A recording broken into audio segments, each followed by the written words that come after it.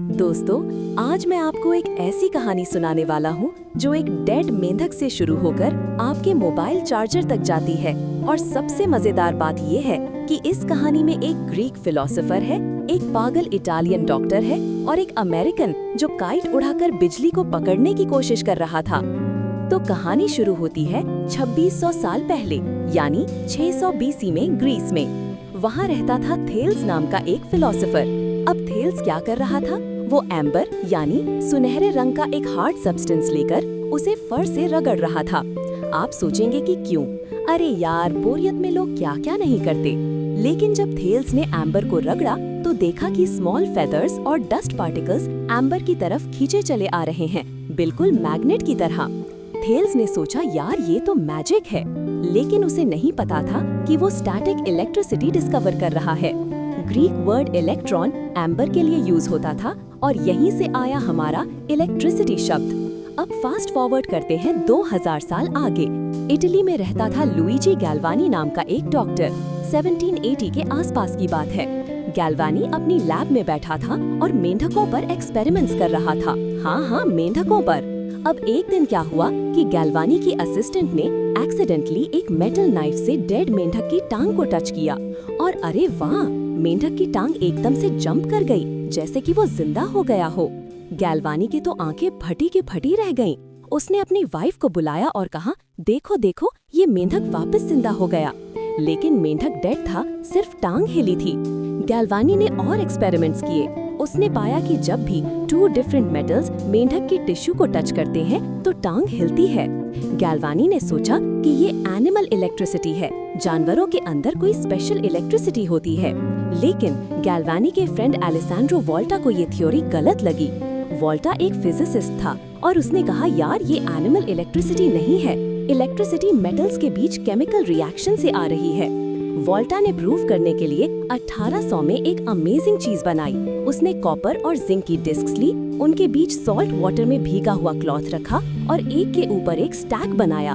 और क्या कमाल, उसमें से कंटिन्यूअस इलेक्ट्रिसिटी आने लगी। ये था दुनिया का पहला बैटरी। वोल्टा के नाम पर ही हमारे वोल्ट की यूनिट आई है। अब कहानी अमेरिका चली जाती है। वहाँ रहता था बेंजामिन फ्रैंकलिन नाम का एक बहुत क्यूरियस आदमी।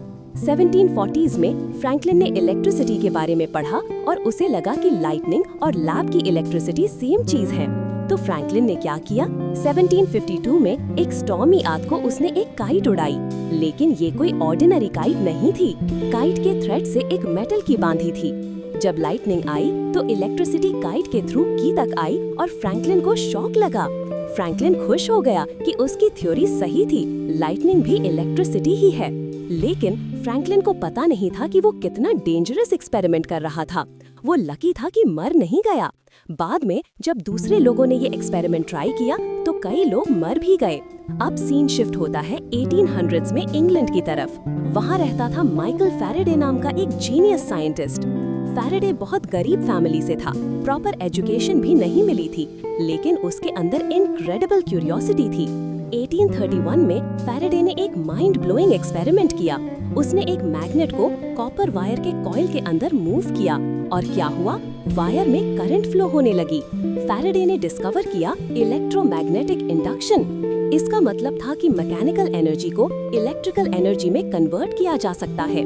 यही प्रिंसिपल आज भी हमारे जनरेटर्स में यूज होती है। अब स्टोरी 1800s के एंड में अमेरिका वापस आती है। थॉमस एडिसन नाम का एक इन्वेंटर था जो इलेक्ट्रिक लाइट बल्ब बनाने में लगा था।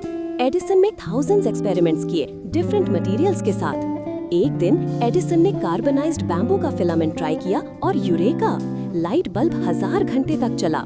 एडिसन ने 1879 में प्रैक्टिकल लाइट बल्ब इन्वेंट कर दिया। लेकिन एडिसन की एक प्रॉब्लम थी, उसकी इलेक्ट्रिसिटी डायरेक्ट करंट थी जो सिर्फ शॉर्ट डिस्टेंसेस तक ही जा सकती थी। लॉन्ग डिस्टेंस के लिए बहुत सारे पावर स्टेशंस चाहिए थे। यही एंटर होता है निकोला टेस्ला, एक ब्रिलियंट सर्बियन इन्वेंटर।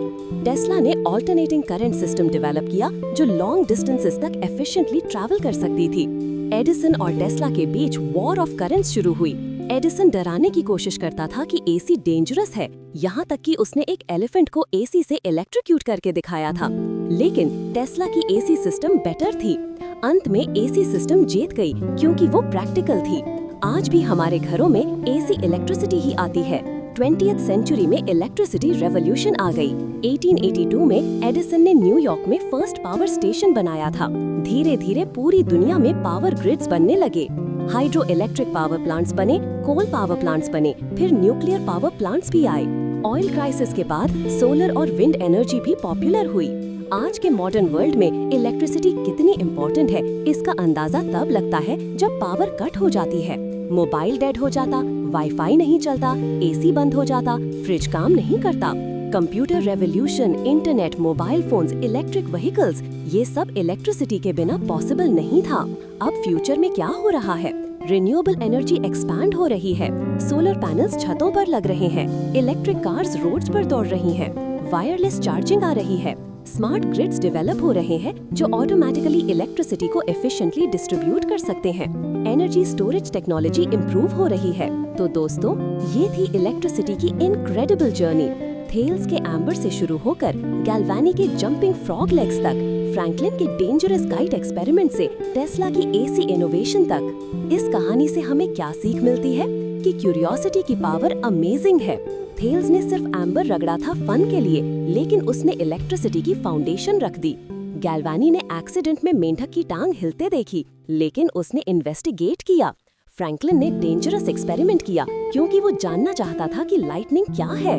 हर साइंटिस्ट ने प्रीवियस साइंटिस्ट के वर्क को आगे बढ़ाया। साइंस में कोलैबोरेशन और कंटिन्यूटी बहुत इंपॉर्टेंट है। आज जब आप अपना फोन चार्ज करते हैं, लाइट ऑन करते हैं या कोई इलेक्ट्रिक अप्लायंस यूज करते हैं, तो रिमेम्बर करिए उन सभी क्यूरियस माइंड्स को जिन्होंने सेंचुरीज तक इलेक्ट्रिसिटी को समझने के लिए एक्सपेरिमेंट किया।